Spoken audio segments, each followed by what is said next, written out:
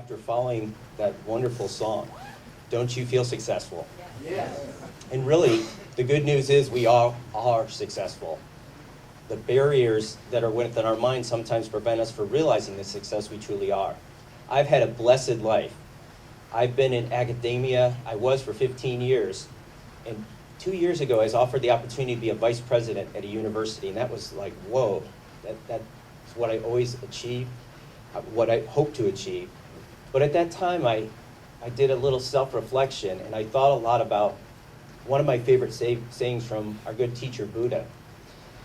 And Buddha says that success is not the key to happiness, but rather happiness is the key to success. And although it pumped my ego up to be a vice president and to have a beautiful condo that overlooked the Pacific, I realized that there were conditions of the world that I compromised, and I was unable to really follow my true passion, which was to be a teacher, but a teacher of higher consciousness. And so I made the shift and moved here to Palm Springs. And look what I found, a wonderful and beautiful community. Blessed, blessed, blessed beyond what I thought I could ever be blessed. Did everyone notice the Buddha moon this last week? Beautiful full moon. And as we look up into the sky and the heavens and we just see the beauty and wonder of this beautiful moon reflecting its light back from the sun, I realized the great power we have, because unlike the moon, we are light. The source of light is within us. And that source shines brighter than any moon. We are of stardust.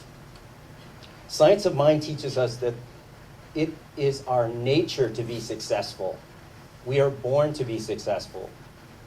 And as an anatomist that studied the body for many, many years, the success built into the physical form is amazing in itself.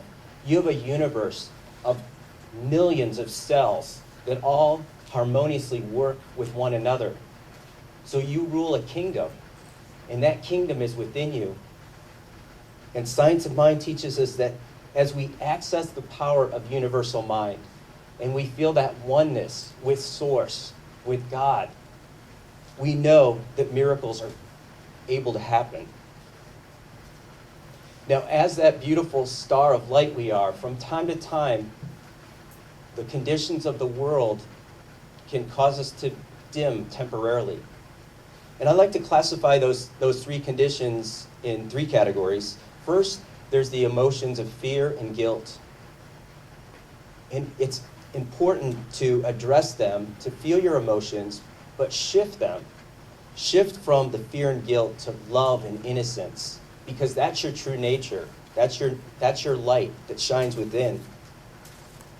The second category are thoughts of judgment and condemnation. And if we can shift those thoughts to innocence, to gratitude and approval, we'll make that light shine even brighter. And the third and most important area I find that blocks our ability to really truly shine are the beliefs of separation and sacrifice. And if we can shift to the principles of unity and oneness and connect with our higher self, our higher being, then we truly can shine. Now, in order to connect with your higher self, we live in a beautiful environment. There are over 300 miles of hiking trails within Palm Springs. And nature, to me, is the great teacher. And I love to spend as much time as I can exploring nature, because in the beauty of nature, I see myself and I realize the godness within. I have found when I help people understand how to connect with their higher selves, there are four ways. The first way is through your dreams, and making an effort on a regular basis to pay attention to your dreams. During your dream state, your consciousness shifts into the subconscious and the superconscious minds. This is your psychic mind. This is your telepathic mind, your mind that allows you to connect to all there is. And if you set the intention of your dreams and pay attention to the feelings and signs and symbols associated with them, you will realize the great potential for all the questions you have are answered within. The second way I find to be really important to connect with your higher self, to shift toward this success consciousness, is through meditation. There are many, many ways to meditate. I teach a workshop on meditation, and people are amazed at how much they already meditate without knowing they're meditating. Because when you get into doing something you're very passionate about doing, cooking, gardening, cleaning, and you lose your mind, you lose track of time, you get in a space, you get out of that head, and you make a connection.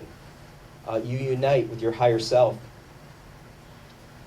The third way I feel we can connect with our higher selves is through inspirational speaking. And this organization gives us a great opportunity on Wednesday nights and Sundays to see inspirational speakers. They allow the source within them to come through them.